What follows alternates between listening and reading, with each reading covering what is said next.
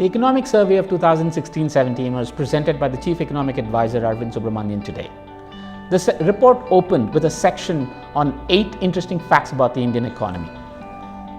Keeping with that spirit, I thought I will highlight 8 interesting observations about the Economic Survey of 2016-17. Number 1. The most widely anticipated chapter on demonetization was a large chapter with lots of charts and graphs. Unfortunately, it did not reveal anything new, nor did it do much to clear the air on much of the debate on the impact of demonetization both in the short term and in the long term. Number 2. The Economic Survey used the word NPA 22 times. Last year's report used the word NPA 10 times. That alone tells you how the problem of NPA continues to fester and we do not have a solution yet. The Economic Survey proposes a solution, what is colloquially known as a bad bank, but does not highlight how the issues of pricing, capital and incentives will be resolved for this bad bank. Number 3. There's been a lot of talk about what the Economic Survey says about the Fiscal Responsibility Act and the need for fiscal prudence. But I thought the more interesting part was how the survey highlighted the importance of fiscal situations for the states and actually argued how the states should be less dependent on the center for transfer of revenues and should be going to the market for borrowings, which will impose some discipline into their fiscal situation. Number 4. The Economic Survey almost suggests that the gap between India's demographic dividend and a demographic disaster is a cow.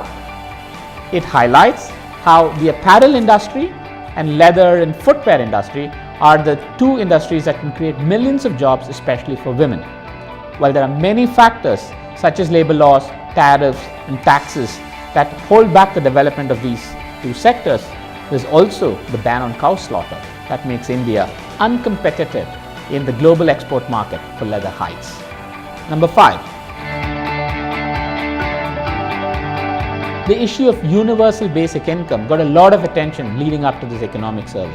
But contrary to expectations, the Chief Economic Advisor has showed how the current distribution of subsidies is skewed in the sense that the poorest districts do not actually get all of the subsidies that is meant for them, and it merely floats the idea of basic income and suggests that this is an idea that is worth discussing and debating. He does not advocate immediate implementation of this idea. Number 6. Perhaps the most important issue from a longer term perspective that the Economic Survey highlights is the issue of economic divergence among India's states.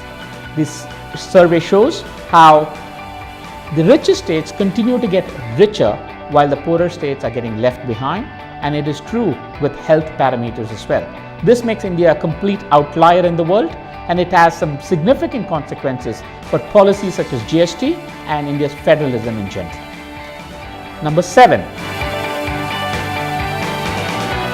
Perhaps the most interesting revelation in this year's economic survey is the one about trade and migration within India. Trade and migration in the global context is in the news these days thanks to US President Donald Trump. The Economic Survey, using data from GST tax databases and railway passenger information, shows how the movement of trade, goods and services and people across the borders of various states of India is free and robust. Number 8. The Economic Survey cheekily suggests that the urban local bodies of big cities such as Bangalore and Jaipur can actually increase their tax revenues by 10 to 20 times merely by increasing their compliance on property tax revenues. It does so by using some fascinating data from satellite images and municipal corporation documents. These, I thought, were the 8 interesting observations from today's economic survey.